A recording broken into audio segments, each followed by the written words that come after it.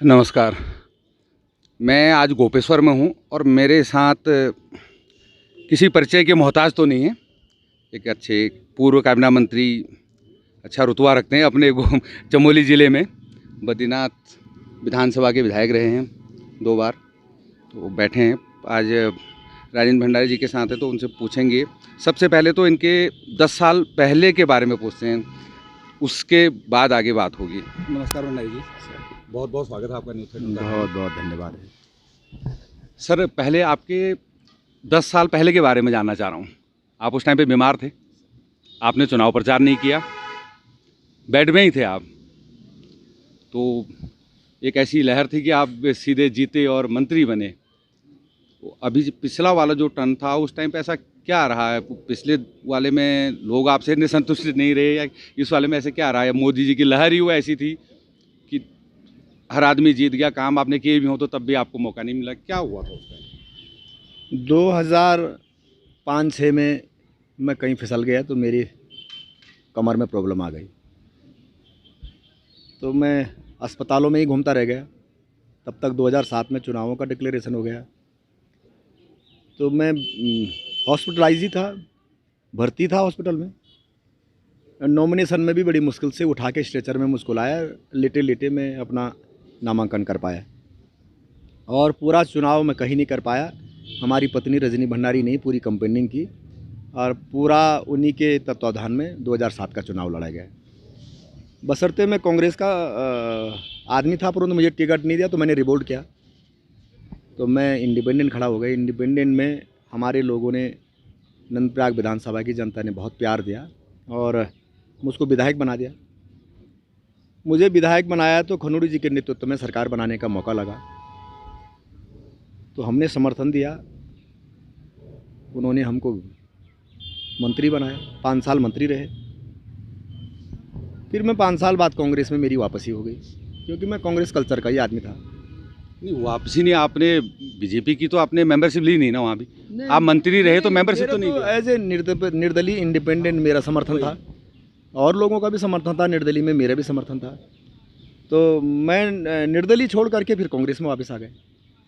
तो वापस आया तो फिर 2012 में चुनाव लड़ा कांग्रेस से, तो फिर भारी अंतर से 11,000 से ऊपर वोटों से जीत गया। पहाड़ पे 11,000 वोट तो 1 लाख के बराबर होता है।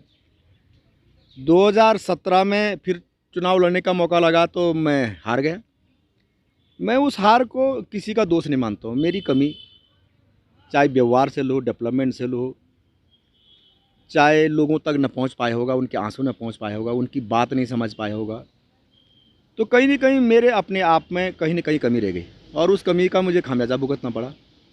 मैं 2017 में 4,000 वोटों के अंतर से रह गया। और जब 4-5 सालों से मैं बाहर घूमा, तो मुझे लगा कि क्या कमियां थी, किन कमियों के कारण हम लोग रह गए, और किन में हमको सुधार करना है, चिंतन करना है, मनन करना है, आगे भविष्य में कैसे सक्रिय राजनीति में फिर भाग ले पाएंगे। तो ये तमाम अनुभव हैं। मुझे लगता है कि हारने से भी आदमी बहुत कुछ सीखता है। मैं 15-20 सालों तक पद में रहा, जिला परिषद का अध्यक्ष रहा, विधायक रहा, मंत्री रहा, तो बहुत ज़्यादा ग्राउंड लेवल की मैं समझ नहीं पाया, और हारने के बाद बहुत कुछ सीखने को मिला है। हो सकता है कि ये हार मेरे लिए आगे चल के बहुत अच्छी हो। इसलिए हार से आपको लगता है कि मेरी गलतियों से हुई है, तो अभी अच्छी खासी आप तैयारी भी कर रहे हैं, जो गलतियां हुई थी उनको सुधार भी रहे हैं ग्राउंड में जाके। निश्चित रूप से ये जो हार हुई है, इसने बहुत कुछ सिखाया है। आत्मचिंतन करने के लिए, आत्ममंथन करने के लिए, अपनी कमियों में सुधार करने के लिए, समझने के लिए मेरा कौन है, पराया कौन है, असली कष्ट में, दुख में, बुरे वक्त में कौन खड़ा हो रहा है, कौन नहीं हो रहा है, यही तो पहचानने का ही मौका लगा है। पद पर रहते हुए तो सब अपने होते हैं, सब मित्र होते हैं, रिश्तेदार होते हैं, दोस्त होते हैं। जब पद नहीं रहता है, जब पावर नहीं रहती है, तब कौन अपने साथ खड़ा है, असली पहचान तो ये है। असली पहचान उस टाइम पे होती है। तो अभी इस बार आपकी गवर्नमेंट बन रही है, क्या आपका आगमन है? देखिए, पूरे उत्तराखंड और देश में ही बदलाव का एक लहर आई हुई है। बीजेपी की नाकामियाँ, महंगाइयाँ, बेरोजगारी, भ्रष्टाचार, ये एजेंडा है, और लोग तंग आ गए, चाहे कर्मचारी वर्ग हो, चाहे छात्र हो, चाहे व्यापारी हो, और चाहे आम जनमानस ही क्यों न हो। केवल नारे देने का काम किया केवल सपने दिखाने का काम किया, केवल झूठे वायदे से किए।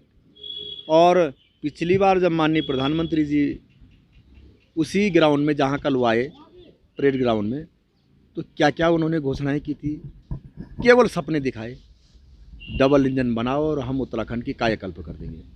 मुझे तो और गर्त में उत्तराखंड जाता हुआ दिखाई दे रहा है। जो जीडीपी है, जो अर्थव्यवस्था है, जो बेरोजगारी है, जो महंगाई आसमान छू रही है, जो गृहिणियों के मातृशक्ति के चूल्हे तक महंगाई चली गई है, तेल के रूप में, गैस सिलेंडर के रूप में, ये लोग इसको सहन नहीं कर पाएंगे। और निश्चित रूप से उज्ज्वला के जो सिलेंडर इन्होंने बांटे हैं उज्ज्वला में अपने चमोली ज़िले में, आपको लगता है कि जिनको भी मिले हैं वो सब लोग भर पा रहे होंगे इस टाइम पे इसको?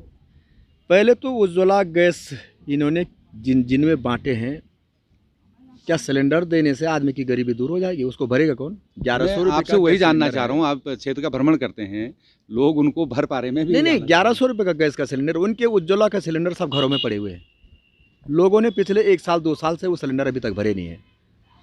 तो भाई माननीय भाजपा के लोगों से मेरा निवेदन है, पहले लोगों के गैस सिलेंडर तो भरवा दो। जो उज्ज्वला की आप बात कर रहे हैं, जो तेल की शीशी 70 रुपये की थी वो तुमने 250 रुपये कर दिया है, कौन जिम्मेदार है इसके लिए? ये महंगाई जो आज कमर तोड़ हो गई है, लोग खड़े नहीं हो पा रहे। इस कोरोना की मार ने लोगों की अर्थव्यवस्था छत बिछत कर दी है। लोगों का जो परिवार का जो मंथली जो हमारा आंकड़ा था, जो बजट था, तुमने उसको सब खत्म कर दिया है। मदद तुमने किसी को की नहीं। हाँ, हिंदुस्तान में तुमने ज़रूर अपने कार्यालय बनाए हैं आलीशान 5 स्टार फैसिलिटी के। ये कहाँ से पैसा आया है? आप तो भाई भ्रष्टाचार पे अंकुश लगाने वाली पार्टी है, काला धन लाने वाली पार्टी है। तो फिर ये जो कार्यालय बन रहे हैं, तो ये पैसा कहाँ से आ रहा? पहले हिंदुस्तान की जनता को ये जवाब दो ना। विपक्ष कमजोर है, इस बात को मानते हैं आप? विपक्ष कमजोर नहीं, डरा हुआ है उत्पीड़न से। जिस तरह से लोगों की जुबान को इन्होंने लोकतंत्र में बंद कर दिया, ख़त्म कर दिया है। लोग डरा हुआ कि कोई भी अगर असली बात बोलेगा तो दूसरे दिन या तो पुलिस आ जाएगी, या इनकम टैक्स की रेड पड़ जाएगी, या फिर उसको जेल में जाना पड़ेगा। मतलब आप मानते हैं कि विपक्ष डरा हुआ है, ये कमजोर नहीं है, डरा हुआ है? विपक्ष कमजोर नहीं है, विपक्ष कमजोर कहीं नहीं है। पर विपक्ष जानता है कि जिस भी आदमी ने लोकतंत्र की बात को उठाना चाहा, उसका गला घोंटा गया, उसको मारा गया, उसको छोड़ा नहीं गया है। लोग डरे हुए हैं, शर्मे हुए हैं। परंतु वक्त आने दीजिएगा, जब बैलेट पेपर मोहर लगाने का टाइम आएगा, जब अंदर वोट देने का टाइम आएगा, तब कोई डर नहीं रहेगा। आदमी अपनी मनमानी करेगा, और वो मनमानी ऐसी होगी कि बंगाल की तरह, दिल्ली की तरह इनका खाता नहीं खुलने वाला है। ये बुरे हाल में रहेंगे। ये एक चीज़ मैं आपसे जानना चाहता हूँ सर, आपने पहले दावा कर दिया कि हम सरकार बना रहे हैं हमारी राजधानी उत्तराखंड की। आप भी मंत्री रहे हैं, आप दोनों सरकारों में मंत्री रहे, एक जगह भी नहीं। आपने भी सबने दिखाया उत्तराखंड की जनता को, हम राजधानी देहरादून बनाएंगे गैरसैंण में। 20 साल से वो मुद्दा वहीं का वहीं लटका हुआ है। क्या मात्र वहाँ पर एक विधानसभा की जो बिल्डिंग अभी बन गई है आपकी, उसको बनाने से आपको लग रहा है कि राजधानी होगी? अच्छा, एक बात मैं बताता हूँ। कांग्रेस का तो विजन डॉक्यूमेंट्स में है कि गैरसैंण के अंदर अस्थायी राजधानी बनेगी। वो आज भी हम बोल रहे हैं, कांग्रेस बोल रही है। और जो गैरसैंण में जितना डेवलपमेंट किया है वो किसने करा है? अगर हमारी मंशा में कहीं जरा भी अगर संदेह होता तो वहाँ विधानसभा आवास क्यों बनाते, विधानसभा भवन क्यों बनाते, मंत्री आवास क्यों बनाते? आप पहले ये बताइए ना। इतना 1000 करोड़ रुपया कांग्रेस ने वहाँ इन्वेस्ट किया, सेंटर से भी हमको पैसा मिला, हमने सारा इंफ्रास्ट्रक्चर वहाँ डेवलपमेंट किया। तो कांग्रेस की अगर मंशा खराब थी तो क्यों गैरसैंण के अंदर इतनी ज़बरदस्त जो है विधानसभा का कार्यक्रम करवाया? हम चाहते थे कि बुनियादी सुविधाएं एक बार डेवलप हो जाए, सड़कें बन जाए, रहने के आवास बन जाएं, और वहाँ पर बिजली पानी की पूरी व्यवस्था हो जाए। जैसे ही ये बुनियादी सुविधाएं उपलब्ध हो जाए, फिर हम राजधानी की घोषणा करें। और राजधानी की घोषणा कर दी, कल लोग रहेंगे कहाँ, खाएंगे कहाँ, सोएंगे कहाँ? सर 20 साल का टाइम हो गया, अब बुनियादी सुविधाओं के लिए और कितना टाइम लगेगा उस गैरसैंण को? 20 साल का तो 20 साल का आपकी बात सही है। पहाड़ पे पहाड़ जैसी समस्याएं हैं, और पहाड़ पे राजधानी बसाना, उसके लिए हमको स्पेशल पैकेज तो चाहिए ना। चाहे कांग्रेस है, चाहे बीजेपी, स्पेशल पैकेज चाहिए, तब जा करके यहाँ पर इंफ्रास्ट्रक्चर को हम डेवलप कर सकते हैं। परंतु जो आज हो रखा है ये कांग्रेस की देन है। देख लेना, आने वाले समय में गैरसैंण हमारे सपनों की राजधानी होगी, हमारी अस्थायी राजधानी होगी, और गैरसैंण ही उत्तराखंड के पहाड़ की राजधानी होगी। इसमें कोई डाउट नहीं है। इसके लिए हमें अपनी पार्टी में कोई भी सेक्रीफाइस करना पड़ेगा, हम तैयार हैं। पर हम गैरसैंण राजधानी के लिए अडिग हैं, पार्टी अडिग है, और हर हाल में गैरसैंण में राजधानी बनेगी और वो कांग्रेस बनाएगी। हमारे नेताओं ने कहा है कि हमारी सरकार बनेगी तो 2.5 साल हमको चाहिए ताकि हम इंफ्रास्ट्रक्चर उसको डेवलप कर सकें, और 2.5 साल के बाद हम वहाँ राजधानी की घोषणा करेंगे। ये मैंने टीवी में के अंदर देखा है। ठीक बोला उन्होंने, बुनियादी सुविधाएं होनी बहुत ज़रूरी है। हज़ारों लोग वहाँ आते हैं, मीटिंगें होती है, लोग अपने कामों के लिए आएंगे, होटल नहीं रहेंगे, सड़कें नहीं रहेंगी, रहने की व्यवस्था नहीं होगी, लोगों को ठहरने की व्यवस्था नहीं होगी, तो अव्यवस्था उत्पन्न करके क्या ये ठीक रहेगा? क्या पहले व्यवस्था होनी चाहिए। मात्र एक विधानसभा का वहाँ पे सत्र चला के कभी आप चलाते हैं, कभी उसको भी कैंसिल कर देते हैं बोल के जनता को। नहीं, ये जनता के साथ नहीं, छलावा नहीं लगता आपको? ग्रीष्मकालीन राजधानी बीजेपी ने घोषित किया है, घोषित करके देहरादून से चला रहे हैं। इसको ग्रीष्मकालीन राजधानी बोलते हैं क्या? 6 महीने चलाइए ना, गैरसैंण में क्यों नहीं चलाते? सेक्रेटरी बुलाइए, सारा मुख्यमंत्री वहाँ बैठे, मंत्री वहाँ बैठे, विधायक वहाँ बैठे, 6 महीने का पूरा सत्र वहाँ चलाएं। गैरसैंण के जो शीतकालीन जो ग्रीष्मकालीन राजधानी चलेगी वो देहरादून से चलेगी क्या? ये लोगों को बेवकूफ़ बना रहे हैं क्या? इन्होंने समझ क्या रखा लोगों को कि लोग इनकी भावनाओं को नहीं समझते हैं। ये केवल ढकोसला है, झूठे सपने हैं, झूठे वादे हैं और लोगों को गुमराह करने की साजिश है। और कभी वो गैरसैंण के अंदर राजधानी नहीं बनाएंगे बीजेपी वाले, कभी नहीं। केवल चुनाव आएंगे तो फिर इनके वादे तैयार हो जाएंगे, इनके सपने तैयार हो जाएंगे। चुनाव गए तो ये सब भूल जाते हैं। तो इनके कथनी करने में अंतर है। कांग्रेस जो बोलती है वो करती है। कांग्रेस ने वादा किया है कि गैरसैंण के अंदर राजधानी होगी। हर हाल में इस बार कांग्रेस की सरकार आएगी और कांग्रेस गैरसैंण के अंदर अस्थायी राजधानी का निर्माण करेगी। एक चारधाम का जो इतना लंबा टाइम से चल रहा था देवस्थानम बोर्ड का, अभी ये कैंसिल कर दिया, भंग कर दिया उसको। इसको आप किधर देखते हैं? ये आपके लिए फायदे का सौदा है या घाटे का? कुल पुरोहित, पंडा पुरोहित और कांग्रेस के दबाव में बीजेपी का ये लियावा और वापस लियावा एक कदम है। ये पॉलिटिकल है। ये बीजेपी तो चाहती नहीं थी। एक मुख्यमंत्री कह रहे हैं कि भाई इससे बढ़िया कुछ है ही नहीं, और एक कह रहे हैं कि मैं वापस लेता हूं। कल तक जब विधानसभा के अंदर देवस्थानम बोर्ड का प्रस्ताव आया तो माननीय धामी जी उस समय विधायक थे, ये तालियां बजा करके स्वागत कर रहे थे देवस्थानम बोर्ड का। अब आज ये कह रहे हैं ठीक नहीं है। जब देवस्थानम बोर्ड लागू हुआ तब इसकी तारीफों के पुल बांधे जा रहे थे बीजेपी से, अब आज हटा दिया है तो तारीफों के पुल बांधे जा रहे हैं। भाई बीजेपी, आपका मकसद क्या है? आपका एजेंडा क्या है? आप ये तो बताइए। आप बदली करते हैं तो कहते हैं कि बहुत अच्छा है, आप हटाते हैं तो कहते हैं बहुत अच्छा है। ये तुम्हारा चुनावी स्टंट है। केवल चुनाव की दृष्टि से तुमने जो है कृषि कानून वापस लिए हैं, देवस्थानम बोर्ड वापस लिया है, और जनता सब तुम्हारी बात को जानती है। और हमने तो बोला था पहले तो बीजेपी वापस करेगी, अगर नहीं जन दबाव में वापस करेगी, अगर नहीं करेगी तो पहली कैबिनेट की बैठक में कांग्रेस देवस्थानम बोर्ड को भंग करेगी और जो पूर्व की व्यवस्था है उसको यथावत रहेगी। और अब इनको कोई वोट देने वाला नहीं है। गलतफहमी में है। तीर्थ पुरोहितों ने 2 साल तक जिस तरह से सड़कों पर डंडे खाए, उत्पीड़न हुआ, उनका अपमान हुआ, भूल जाएंगे वो लोग? ये क्या समझते हैं कि खून निकाल के वापस आने से चिट्ठियां भूल भेजिए जाएंगे? राष्ट्रपति को। वो चुप हैं, मौन है। इसलिए मौन है कि सरकार है अभी, एक बार आचार संहिता लगने दो। यही तीर्थ पुरोहित जिन्होंने इनको सत्ता नसीन करी थी, यही सत्ता से भी दखल करेंगे, ये हमारा वादा है। नर जी, एक चीज़ और जानना चाहते हैं आपसे। अभी आजकल दल बदलने का आप चल रहा है, हालांकि आप भी गए, आप निर्दलीय रहे, 5 साल वहाँ मंत्री भी रहे, लेकिन सदस्यता आपने ली नहीं बीजेपी की। आप उसको घर वापसी भी नहीं कहेंगे, आप तो वहाँ पे बाहर से सपोर्ट कर रहे थे, मंत्री उन्होंने आपको बनाया, तो आप फिर कांग्रेस के थे तो कांग्रेस में ही रहे। कि आप तो छात्र संघ से ही शुरुआत से ही कांग्रेस के हैं, अभी तक जमे हुए हैं। कांग्रेस से इतने लोग छोड़ के जा रहे हैं, आ रहे हैं, बीजेपी के आ रहे हैं, आपको ऐसे में लगता है? फिर आप दावा तो कर रहे हैं हम सरकार बनाएंगे, ये दल बदलने वाले सीन में क्या कहना चाहेंगे?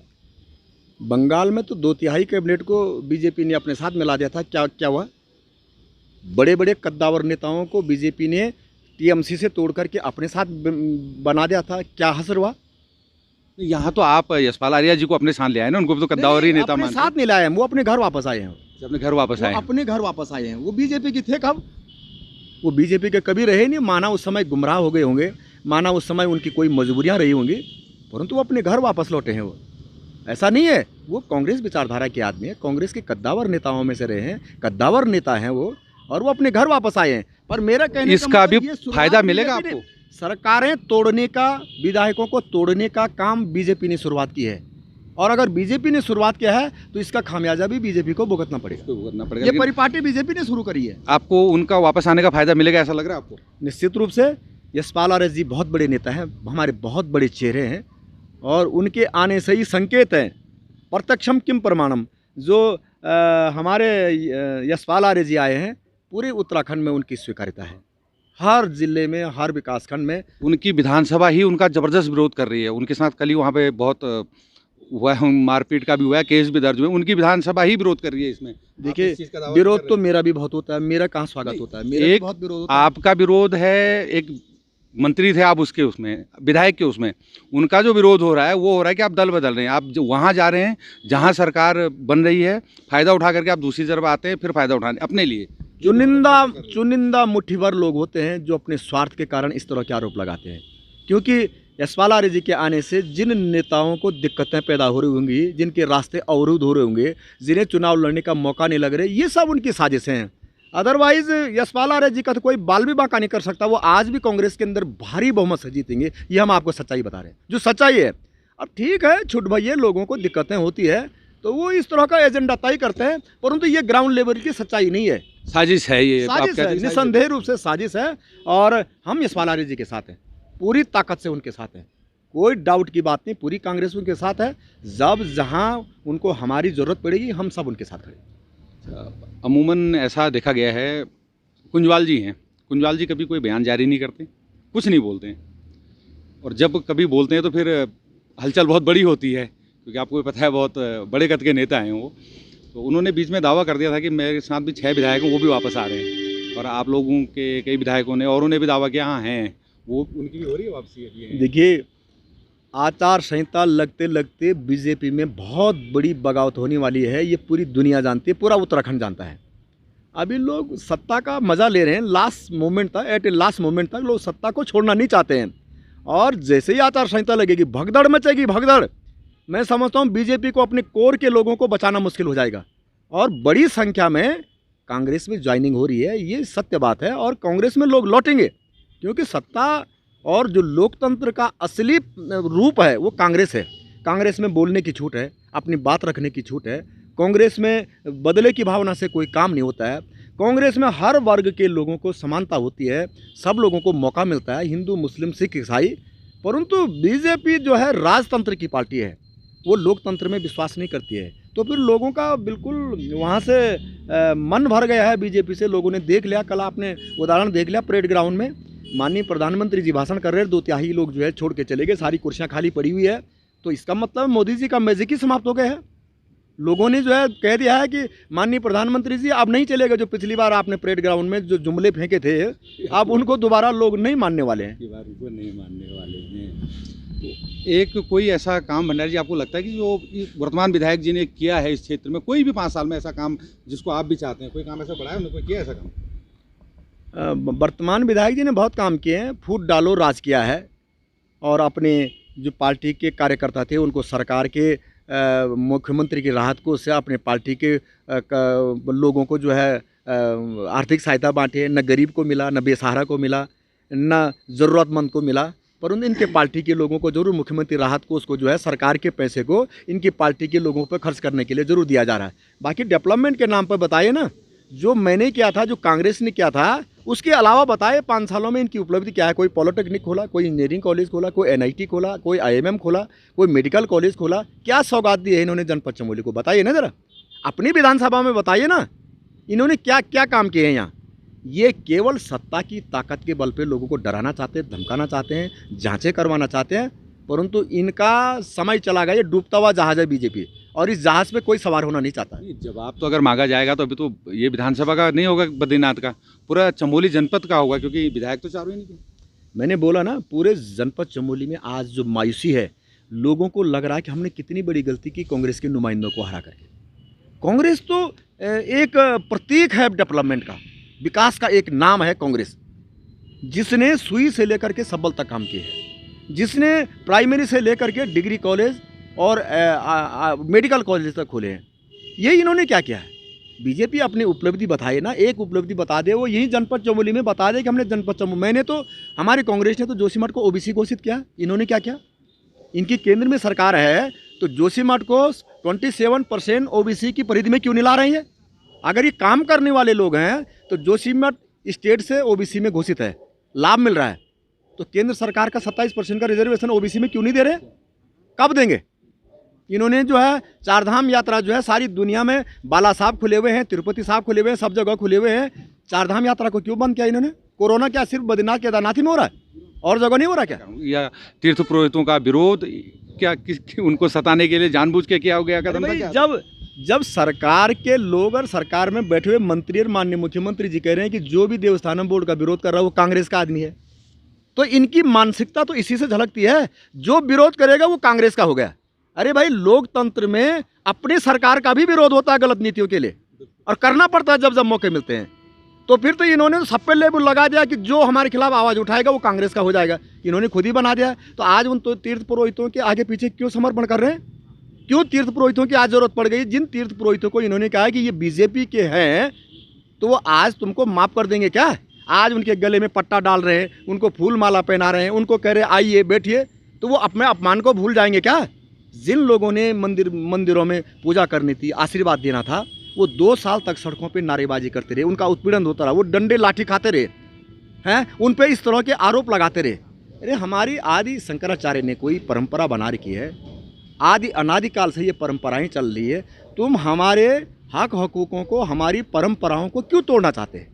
एक तरफ आप कहते हैं कि हम धर्म की पार्टी है, और एक तरफ आप धर्म के लोगों पे जो है अधर्म कर रहे हो, तो आप कहाँ की धर्म की पार्टी हो गई भाई? आप तो धर्म के नाम पर केवल दिखावा है। आप धर्म की पार्टी नहीं, धर्म के नाम पर दिखावा है। और असली अगर कोई पार्टी हिंदुस्तान में सर्व धर्मों को मानने वाली, तो वो कांग्रेस पार्टी। वो कांग्रेस पार्टी है। ये हैं भंडारी जी, लेकिन इनका स्पष्ट कहना अब की बार इनकी सरकार बनती है तो 2.5 साल के अंदर गैरसैंण में राजधानी होगी। और देवस्थानम बोर्ड पे भी इनका आरोप है कि वो सरकार ने केवल अभी वोट हासिल करने के लिए उसको भंग किया है। तो देखते हैं, अभी आने वाले टाइम पे चुनाव बहुत करीब हैं, अपनी सरकार बनाने का दावा करते हैं। और अगर भंडारी जी सरकार बनती है आपकी, तो अभी हमारे कांग्रेस के एक कैबिनेट मंत्री से बात हो रही है। सर देखिए, हम तो कार्यकर्ता हैं, हमने कभी पार्टी में ये नहीं कहा कि हमें क्या बना दो, बनना है नहीं बनना है। हमारा काम है पार्टी को आगे बढ़ाना, मजबूत करना। पार्टी पे जहाँ हमारी ज़रूरत पड़ेगी हम पार्टी के लिए ढाल की तरह खड़े हैं। कल पार्टी क्या जिम्मेदारी देती है, उस जिम्मेदारी के लिए हम निभाने के लिए तैयार हैं। पर हम पार्टी के आदेश निर्देश से बाहर जाने का कोई सवाल ही नहीं होता है। और मैं समझता हूँ कांग्रेस में आज लाखों करोड़ों वर्कर है जो पार्टी के एक इशारे पे मरने मिटने के लिए तैयार है। जो उनका अपमान हुआ, जो उत्पीड़न हुआ, जो 5 वर्षों में उन्होंने देखा कि ये नंगा नाच उत्तराखंड में हो रहा है, आज तक कभी ऐसा नहीं हुआ है। यहाँ प्रधान को कहा जा रहा है कि तू किस पार्टी का है, यहाँ गांव में कहा जा रहा है तू किस पार्टी का। अगर बीजेपी का है तो तेरा काम करेंगे, अगर नहीं है तो तेरे को सबक सिखाएंगे। तो ये पहली बार हो रहा सर ऐसा। पहले होता था कि बीजेपी कांग्रेस होता था, मुद्दों पे, सिद्धांतों पे जिरह होती थी, वार्तालाप होती थी, बहस होती थी। आज तो लोकतंत्र में जरूरी भी है, अगर ये नहीं होगा तो काम होंगे नहीं। मुद्दों पर बहस होना तो बहुत जरूरी नहीं है। कहा गया है, विपक्ष और मीडिया अगर सरकार की हर कमियों को अगर उजागर नहीं करेगा तो लोकतंत्र खत्म हो जाएगा। आज आप मीडिया भी देख रहे हैं, आज आप लोकतंत्र में विपक्ष की आवाज़ को भी देख रहे हैं, किस तरह से विपक्ष को डराए धमकाया जा रहा है, मीडिया को डराए धमकाया जा रहा है। तो कोई भी अपनी आवाज़ सरकार के खिलाफ कहाँ से उठाएगा? हमारे बहुत सारे पत्रकार जिन्होंने आवाज़ उठाई उनको हमेशा अकेले सुला दिया गया है, मौत के नींद चले गए। तो ऐसे में भाई जान पहले है भाई, विरोध तो बात की बात है। पहले मैं तो सुरक्षित रहूं, मैं ही सुरक्षित नहीं रहूंगा तो फिर मैं दूसरे के विषय में क्या सोचूं? हमारा विरोध नहीं होता, हम तो उन चीज़ों को उजागर करते हैं जो तुम नहीं कर रहे हो। हमें अगर आपकी सरकार बनती है तो मैं आपका भी विरोध नहीं करें, ना बीजेपी का विरोध। मीडिया को भी आज़ाद नहीं रहने जा रहा। मीडिया को भी कहा जा रहा है कि जो हम कहेंगे वो आप छापेंगे, वो आप लिखेंगे। मीडिया भी डरा हुआ है। हमारा जो चौथा स्तंभ है, जो देश की एक पहचान है, वो भी डरा हुआ है, सहमा हुआ है कि मैंने अगर सच्चाई उजागर कर दी तो मेरा परिवार सुरक्षित रहेगा कि नहीं रहेगा, मैं सड़क पे सुरक्षित चल पाऊंगा कि नहीं चल पाऊंगा। यशपाल आर्य जी, उनके बेटे पे खुलेआम जो है कातिलाना हमला हो गया है। कौन जिम्मेदार है इसके लिए? क्योंकि तुमने, यशपाल आर्य जी ने बीजेपी छोड़ी, इसलिए हमला किया जा रहा है कि तुमने बीजेपी कैसे छोड़ी है। कल अगर हम खिलाफ बोल देंगे तो मेरे घर पे भी जो है हो सकता है कि यहाँ पर कोई हमला हो जाए। तो ये यशपाल आर्य जी वाला जो हमला है, इसको आप बीजेपी का प्रायोजित हमला मान रहे हैं? नहीं, सरकार में तो वही बैठे हुए। अगर किसी ने हमला किया तो सरकार इतने दिनों से क्या कर रही है? क्यों नहीं इसमें छानबीन कर रही, क्यों नहीं अरेस्ट कर रही है, क्यों नहीं जेल भेज रही है? नहीं, अभी तो कल ही हुआ है। हम तो सरकार को बोलेंगे ना भाई। अगर मैं सुरक्षित नहीं हूँ तो मैं किसको बोलूंगा? मैं सरकार में बोलूंगा, शासन प्रशासन को बोलूंगा। सरकार तो बीजेपी की है ना। अगर बीजेपी ने अगर इतने बड़े नेता पे अगर खुलेआम अगर हमला हो रहा है तो फिर दोषी क्यों घूम रहा है? किसकी सह पे घूम रहा है, किसकी आड़ पे घूम रहा है? कि सारा कहीं ना कहीं सरकार की ओर जाएगा ना। तो बोलेंगे किसको? जो पावर में होगा उसको बोलेंगे। और हम बीजेपी को बोलेंगे कि आपको जो है आज तक जो है उनको गिरफ्तार हो जाना चाहिए। तो भंडारी जी ने बहुत सारे गंभीर आरोप सरकार पे लगा दिए हैं और इनका ये भी कहना है कि क्षेत्रीय विधायक जो हैं 5 साल के अंदर कोई काम उन्होंने किया नहीं है। अब भंडारी जी ने कितने काम किए थे, भंडारी जी का एक अपना राजेंद्र सिंह भंडारी के नाम से तो शायद कम ही लोग जानते हैं, लेकिन पूरे ज़िले में अगर कहीं राजू भंडारी पूछ लेंगे तो इनको आसानी से आदमी बता देता है भंडारी जी वहाँ रहते हैं। क्षेत्र का प्यार तो इनके साथ रहा है, पिछली बार हारे हैं, अब की बार अपनी कोशिशों में लगे होंगे, लेकिन आज इनका बहुत बड़ा दावा न्यूज़ 13 पे है, अगर हमारी सरकार बनती है तो 2.5 साल के अंदर राजधानी गैरसैंण ये घोषित वहाँ बना देंगे, वहीं आएंगे, वहीं बैठेंगे मंत्री विधायक। ये भविष्य के गर्द में है, 2.5 साल के बाद हम देखेंगे, फिर भंडारी जी से बात करते हैं। धन्यवाद भंडारी जी, आपका बहुत बहुत बहुत धन्यवाद न्यूज़ 13 का भी, आप लोगों की पूरी टीम का। मुझे पूरा भरोसा है कि जिस तरह से आपका चैनल काम कर रहा है, निर्भीक होकर के निस्संदेह रूप से चुनाव में भी ऐसी भूमिका आप निभाएंगे। बिल्कुल।